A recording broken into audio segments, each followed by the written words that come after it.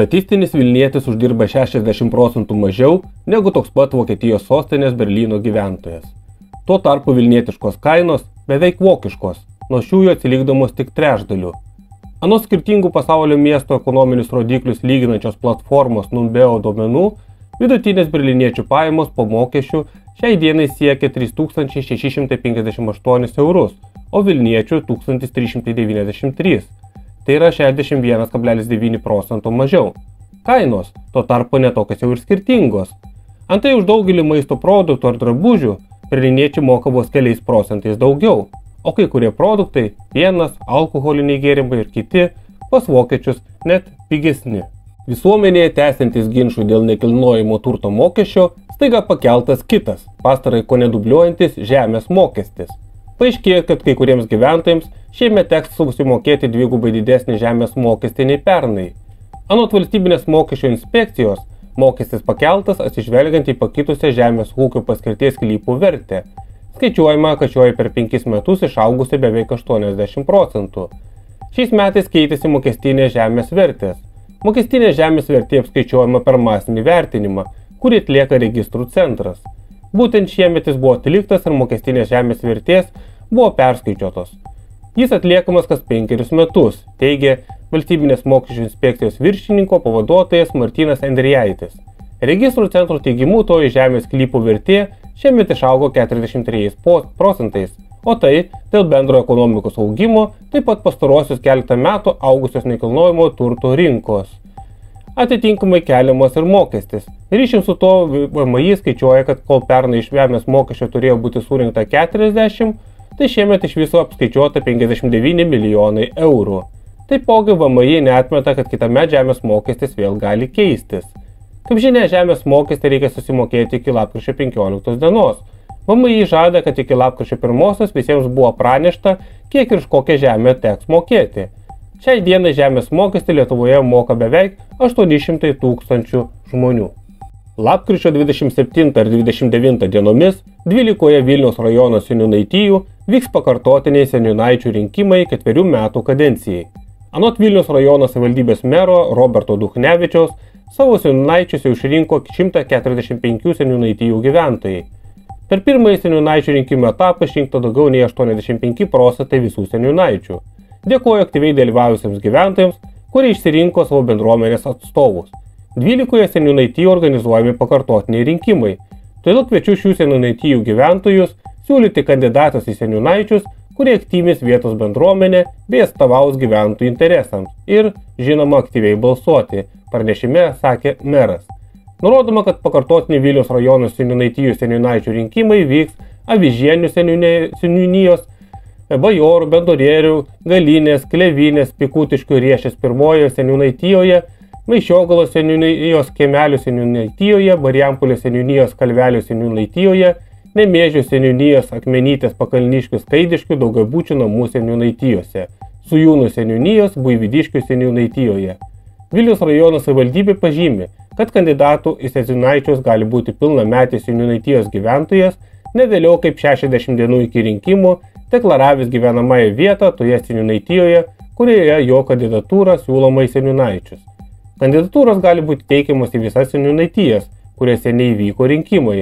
Tiek dėl per mažo rinkėjų aktyvumo dalyvavo mažiau nei 5% seniūnaitijos rinkėjų, turinčių teisę rinkti seniūnaitį, tiek dėl anksčiau neiškeltų kandidatų. Rinkti seniūnaitį savivaldybės gyventojai galės 2 būdais.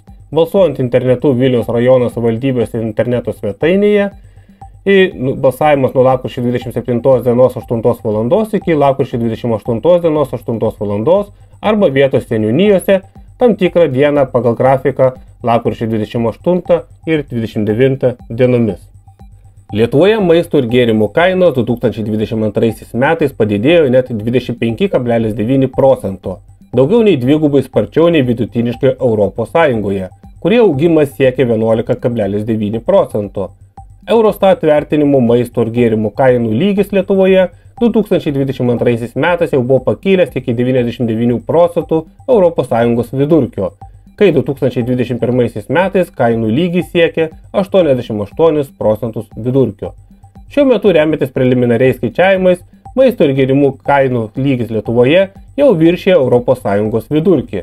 Šiais metais energetinių prekių, degalų, šildymo bei elektros energijos kainos sumažėjo, tačiau maisto ir gėrimų kainų augimas tebesitęsė.